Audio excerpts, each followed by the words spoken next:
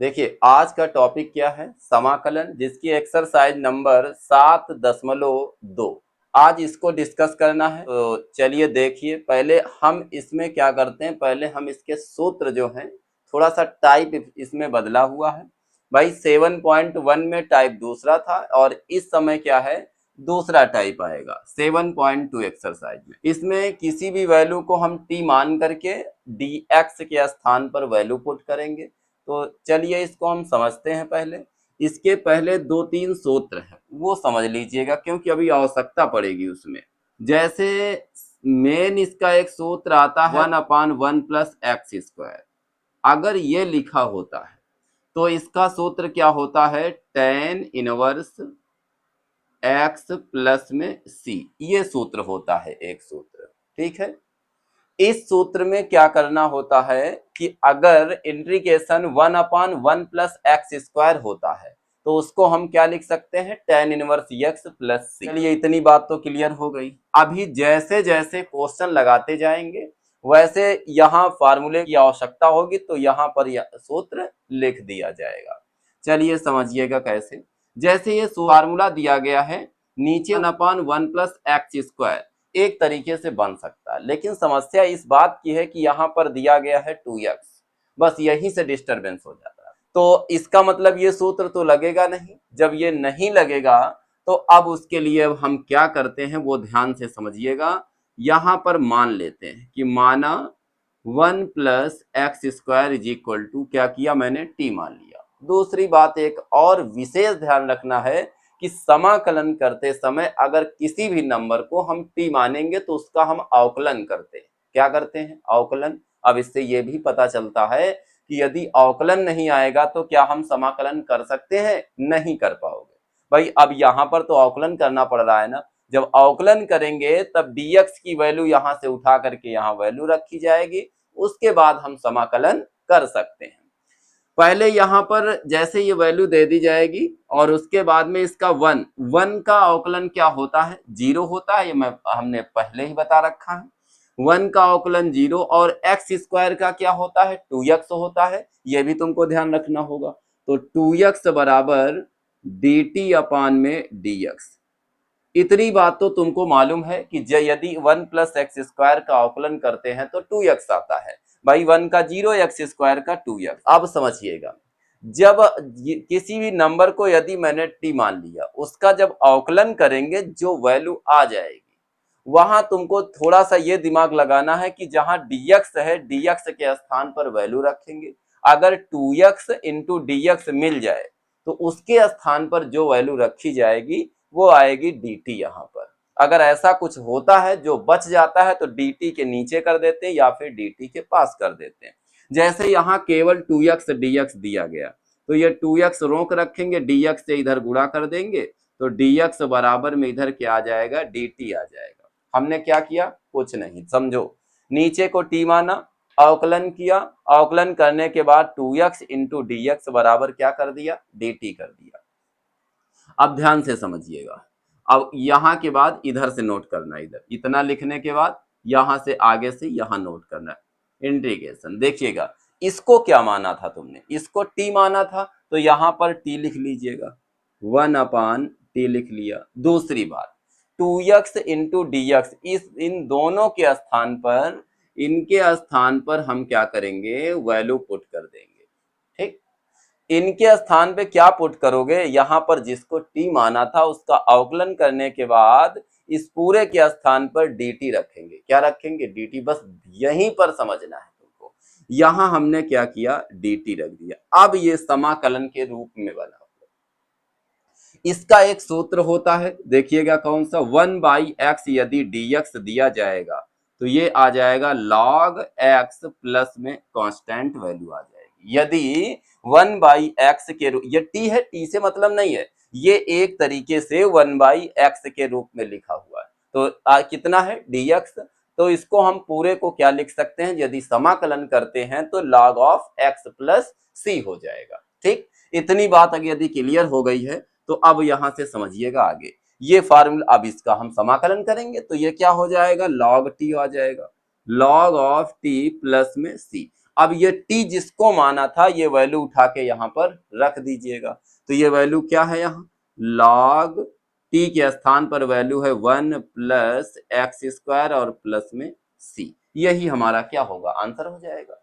यदि ऐसे ही इस तरीके से जब फंक्शन आता है तो कभी कभी यहाँ का हो सकता है कि रूट दे दिया जाए। अगर यहाँ रूट दे देता है तब भी हम t मानते हैं वैल्यू को, हो सकता है यहाँ रूट t आ जाए। जब क्वेश्चन बदल के आएगा, जैसे ये वाला क्वेश्चन तो क्लियर हो गया यहाँ तक।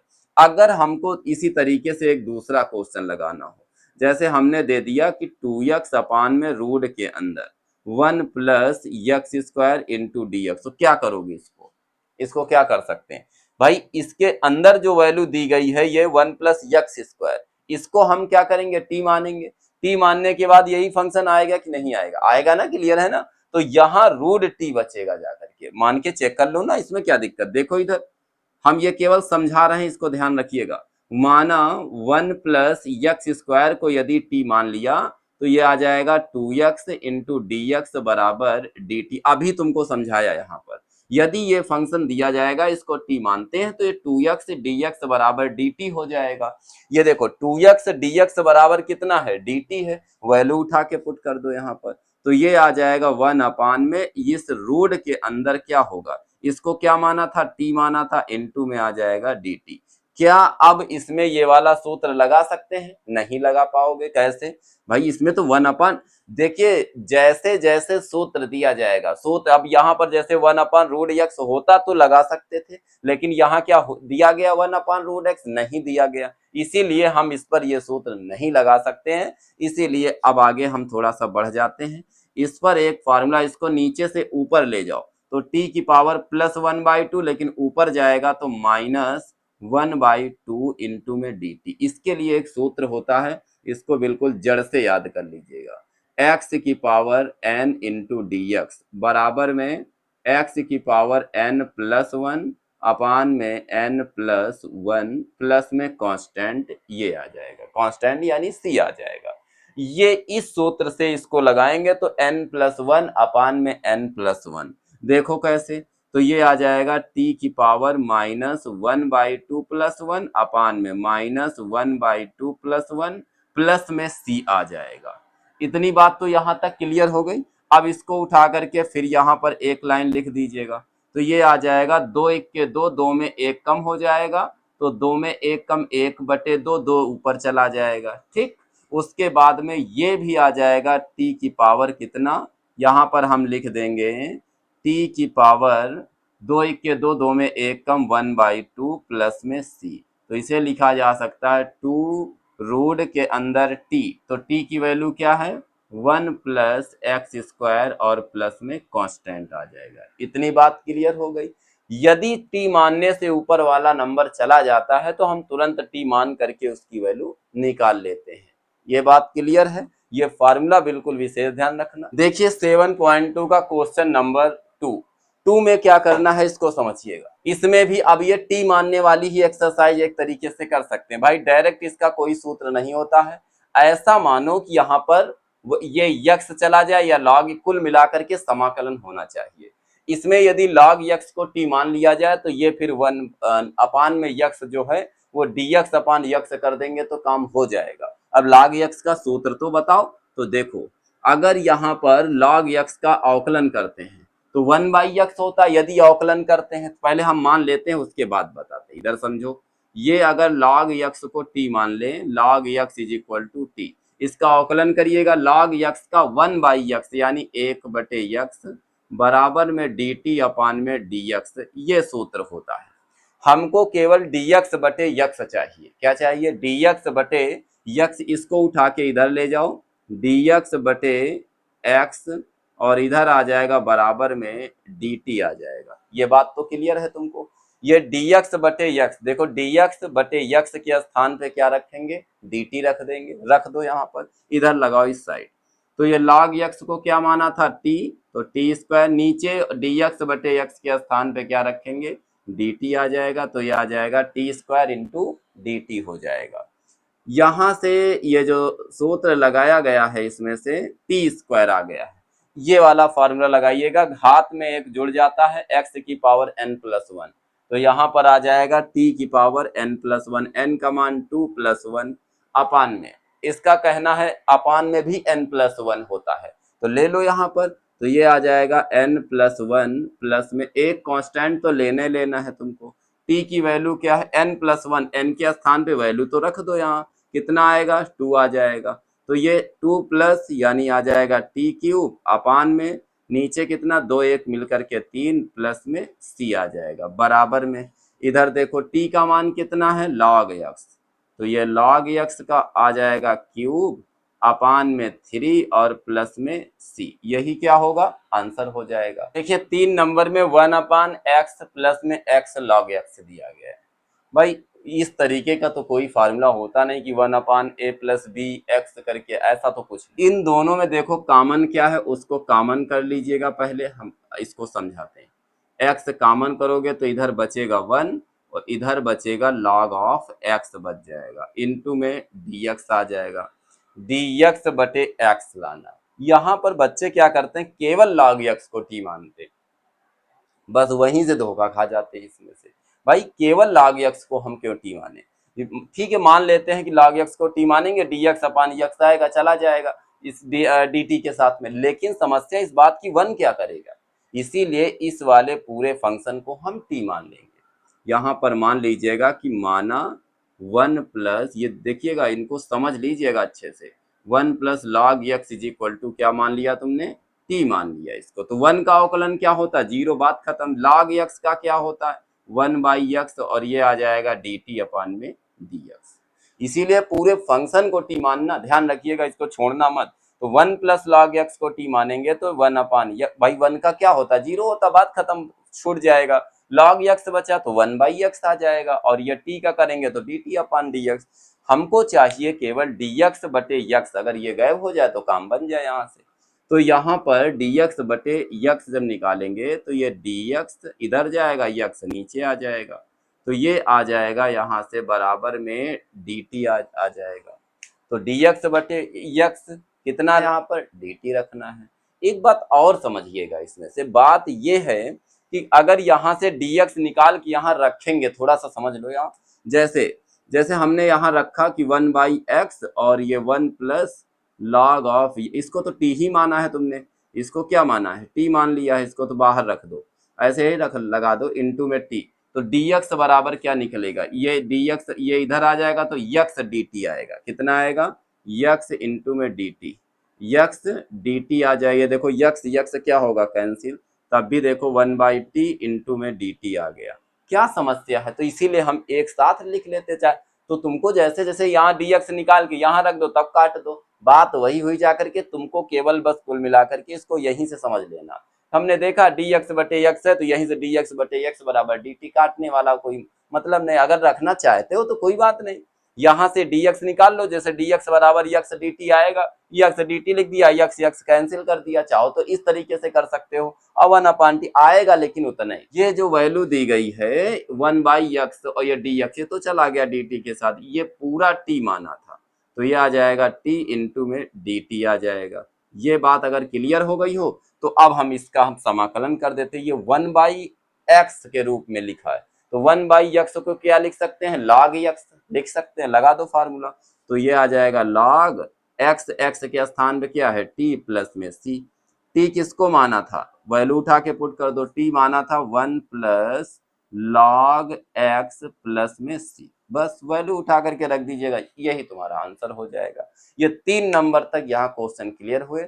अब आते हैं हम चौथा नंबर। देखिए चौथा नंबर क्या है, इसमें भी ऐसा क्या है, देखो एक बार चेक करके देखिएगा कि इसमें किसको टी माने कौन चला जाएगा। अगर इसमें काश यक्स को टी मानेंगे तो ये काश यक्स का अवकलन क्या, भाई जिसको टी मानते हैं उसका अवकलन करते हैं, टी मानेंगे जैसे ये साइन एक्स चला जाएगा डी के dx के साथ में, तो dt आ जाएगा और साइन टी आ जाएगा, साइन टी का समाकलन क्या होता है माइनस कॉस टी होता है, हो गया। देखो एक बार मान करके हम चेक करते हैं, माना cos x is equal to T, तो cos x का अवकलन क्या होता है minus sine x is equal to D T upon में dx, यहाँ हमको केवल dx साइन x dx, तो यहाँ केवल साइन x रोक लो इंटू dx रोक लो, ये माइनस हटा ले जाओ dt के पास ले जाओ, तो dt के पास लेकर चले गए, dt के पास गए, उठाओ इधर, ये dt के पास जैसे पहुंचेंगे साइन x dx चला गया, केवल यहाँ बचा था साइन, उसके बाद इसके स्थान पे क्या आएगा t इंटू डी टी, ये पूरे के स्थान पर माइनस dt आएगा, कितना आएगा माइनस dt, इसको आगे लगा लीजिएगा माइनस dt, ये जो माइनस आया इसको बाहर निकाल लो, minus sine T into D T आ जाएगा। साइन टी का आप समाकलन चाहिए, क्योंकि साइन टी का जो समाकलन होता है साइन यक्स कह सकते हैं, साइन यक्स का समाकलन होता है माइनस कॉस यक्स प्लस में सी, ये भी याद रखिएगा, ठीक है। जैसे जैसे सूत्र आते जाएंगे वैसे आपको हम बताते रहेंगे, बेसिक में एक बार इसको जाके चेक कर लेना, वहां जितने सारे सूत्र दिए गए उनको अच्छे से देख लीजिएगा। तो साइन टी का माइनस में कॉस एक्स होगा यानी कॉस टी, तो यहां से आ जाएगा माइनस माइनस ये प्लस कॉस, एक ये माइनस एक फार्मूले का minus, minus minus plus cos T plus में सी, तो ये आ जाएगा प्लस में कॉस टी, टी बराबर कितना है, टी बराबर है कॉस एक्स, उठा के रख दो यहाँ पर, टी बराबर कॉस एक्स और प्लस में सी, यही हमारा क्या होगा आंसर हो जाएगा। अब आते हैं क्वेश्चन नंबर ये चौथा नंबर था, ध्यान रखिएगा इसको, ठीक है, ये चौथा नंबर था। अब आते हैं क्वेश्चन नंबर 5। चलिए देखिए क्वेश्चन नंबर 5 क्या कहता है कि sine A x plus B cos of A x plus B, इसके देखिए 2-3 नियम है, बहुत ध्यान से समझिए। एक बार इसको टी मानेंगे तो ये चला जाएगा भाई, साइन का इसको पूरे को टी मान लेंगे, साइन का अवकलन करेंगे कॉस आ जाएगा तो टी के रूप में बन जाएगा। दूसरा तरीका, इसको टी मानते हैं तो फिर ये वाला फंक्शन चला जाएगा भाई, साइन का कॉस होता है, कॉस का साइन होता है, ठीक। लेकिन उससे बढ़ करके एक तरीका होता है जिससे तुमको लगाना है, इसमें 2 से गुणा कर दीजिएगा ऊपर और 2 से नीचे कर दीजिएगा। हमने क्या किया, एक बाहर कर दिया, ये देखो, और ये बन गया 2 sine A into cos B, sorry 2 sine A into cos A, ठीक। ये फार्मूला होता है कौन सा, साइन 2a का होता है, साइन 2 बाहर ले लो, 2a, a का मान क्या है ए एक्स प्लस बी, ये होता है। कुछ समझ में आया, देखो अगर इसमें 2 से ऊपर गुणा 2 से नीचे गुणा कर देंगे तो ये बन जाएगा साइन 2a, बन गया। a का मान ए एक्स प्लस बी, ए का मान ए एक्स प्लस बी दिया गया, तो 2 sine A into cos A, formula क्या होता है साइन 2a। जब साइन 2a सूत्र होता है जो, अब यहां से अगर इसका साइन का समाकलन, लेकिन कैसे करें, तो तुम एक काम करो, इस पूरे फंक्शन को टी मान लो, बस काम बन जाएगा। देखो कैसे, माना 2 of A x plus b बराबर में टी, इसको मान लीजिएगा, अवकलन करिएगा तो पहले तो गुणा कर दो, 2ax प्लस का 2b बराबर केवल टी आ जाएगा। इसका जब अवकलन करेंगे तो यक्स का तो 1 होता है, चलो इधर से तो छूट गया, बचेगा केवल 2a, क्या होता है 2a, यक्स का 1 होता उसको छोड़ दो, आगे आ जाओ प्लस, और 2b में तो यक्स फंक्शन ही नहीं, और जिसमें यक्स फंक्शन नहीं होता उसका अवकलन 0, अगर इसी स्थान पे 3 होता तो 0, 1 होता तो 0, 5 होता तो 0, अगर यक्स लगा होता तब तो फिर उसका अवकलन होता ही है, ठीक है। यक्स है यहाँ पर, यक्स के सापेक्ष कर रहे हैं, तो जिसके सापेक्ष अवकलन करते हैं वो फंक्शन नहीं दिया जाता है तो उसका अवकलन 0 हो जाता है, ठीक है। तो यहाँ पर आ जाएगा 2a बराबर डी टी अपान में डी एक्स, हमको चाहिए केवल dx, तो dx बराबर dt अपान में कितना आ जाएगा 2a, ये वैल्यू उठा के यहाँ रखो जल्दी से, तो 1 अपान 2a, तो dx के स्थान पर dt अपान 2a, तो dt अपान 2a, 2a बाहर ले लो, तो 2a बाहर ले लिया, बचा क्या केवल साइन t इंटू में dt, तो ये निकल के आएगा 2 दूनी 4 4a, इतना आ जाएगा। साइन t का अब समाकलन चाहिए, और साइन टी का समाकलन क्या होता है माइनस कॉस टी होता है, लगा दो, तो माइनस माइनस आगे लगा दो, चाहे यहाँ आगे लगा दिया करो, कॉस टी प्लस में सी, तो इसका जवाब होगा माइनस में 1/4a, और इधर आ जाएगा कॉस टी, टी के स्थान पे कितना आएगा, ये वैल्यू उठाओ, यहाँ पर टी क्या माना, जितना माना था उठा के लगा दो, तो 2ax प्लस में b प्लस में c आ जाएगा, यही हमारा क्या होगा आंसर हो जाएगा। ये 5 क्वेश्चन इस वीडियो में क्लियर हो गए हैं। ठीक है, ये टी मानने वाले ऐसा एक क्वेश्चन बन जाता है एग्जाम में। ठीक है, तो अब लेकर के आएंगे इसका नेक्स्ट पार्ट 7.2 का 6 नंबर क्वेश्चन नेक्स्ट वीडियो। तब तक के लिए जय हिंद।